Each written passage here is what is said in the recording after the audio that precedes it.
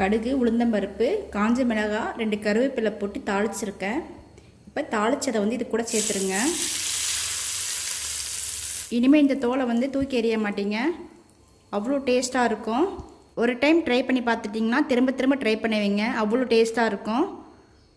நீங்களும் இந்த மாதிரி வீட்டில் ட்ரை பண்ணி பாருங்கள். அதுக்கு முன்னாடி நம்ம சேனலை ஃபஸ்ட் டைம் பார்க்குறீங்கன்னா லைக் பண்ணுங்கள், ஷேர் பண்ணுங்கள், சப்ஸ்கிரைப் பண்ணுங்கள், பெல் பட்டனை கிளிக் பண்ணிடுங்க. மாங்காய் தொலியை வந்து இந்த மாதிரி சீவி எடுத்துக்கோங்க. மாங்காய் தொலியை வந்து இந்தளவுக்கு சீவி வச்சுருக்கேன். இந்தளவுக்கு கட் பண்ணி எடுத்துட்டேன். சட்னிக்கு தேவையான அளவு சின்ன வெங்காயம் எடுத்துருக்கேன். சின்ன வெங்காயம் ரேட்டு வந்து கம்மியாக தான் இருக்குது, அதனால சின்ன வெங்காயம் எடுத்துருக்கேன். வெங்காயத்தை கட் பண்ணிடுங்க. ரொம்ப சின்ன சின்ன பீஸெல்லாம் கட் பண்ண தேவையில்லை, நம்ம வதக்கி அரைக்க தான் போகிறோம். ஒரு சின்ன சைஸ் தக்காளி எடுத்துருக்கேன், இதையும் கட் பண்ணிக்கோங்க. மாங்காய் தொலியில் வந்து லைட்டாக புளிப்பு இருக்கும், இன்னும் கொஞ்சம் புளிப்புக்காக ஒரு சின்ன தக்காளி எடுத்துருக்கேன், அதையும் கட் பண்ணி வச்சுருங்க. சட்னி ரெடி பண்ணுறதுக்காக மாங்காய் தோலை வந்து ரெடி பண்ணி வச்சுருக்கேன். வெங்காயம் கட் பண்ணியாச்சு.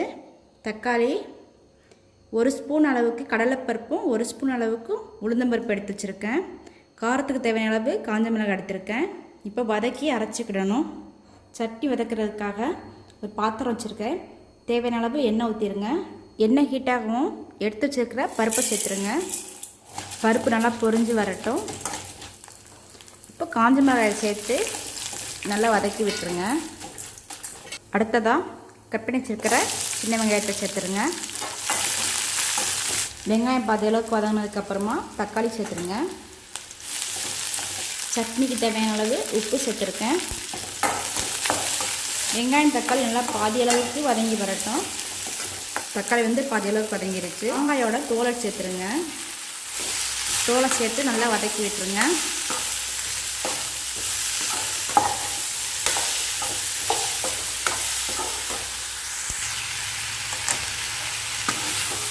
மாங்காய் தோல் சேர்த்துட்டு நல்லா வதக்கி விட்டுருங்க. கருவேப்பிலை மல்லியில் எதுவும் சேர்க்க வேண்டாம். மல்லியில் கருவேப்பிலை சேர்த்திங்கன்னா மாங்காவோட ஸ்மெல்லு தெரியாமல் போயிடும். தாளிக்கும் போது மட்டும் கருவேப்பிலை சேர்த்துக்கோங்க. நல்லா வதங்கியாச்சு. அடுப்பை ஆஃப் பண்ணிவிட்டு ஆற வச்சுட்டு அரைச்சி எடுத்துகிட்டு காமிக்கிறேன். சட்னி வந்து ரெடி ஆயிடுச்சு. நல்லா அரைச்சிட்டு வந்தாச்சு. அரைக்கும் போதே அவ்வளோ வாசனையாக இருந்துச்சு. இப்போ தாளித்து சேர்த்துக்கிடணும். கடுகு, உளுந்தம்பருப்பு, காஞ்ச மிளகாய், 2 கருவேப்பிலை போட்டு தாளிச்சிருக்கேன். இப்போ தாளிச்சதை வந்து இது கூட சேர்த்துருங்க. அவ்வளோதாங்க, மாங்காய் தோல் சட்னி ரெடி ஆயிருச்சு. நீங்களும் இந்த மாதிரி வீட்டில் ட்ரை பண்ணி பாருங்கள்.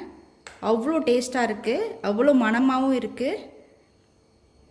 என்னுடைய சமையல் உங்களுக்கு பிடிச்சிருந்துச்சுன்னா லைக் பண்ணுங்கள், ஷேர் பண்ணுங்கள், சப்ஸ்கிரைப் பண்ணுங்கள், பெல் பட்டனை கிளிக் பண்ணிடுங்க.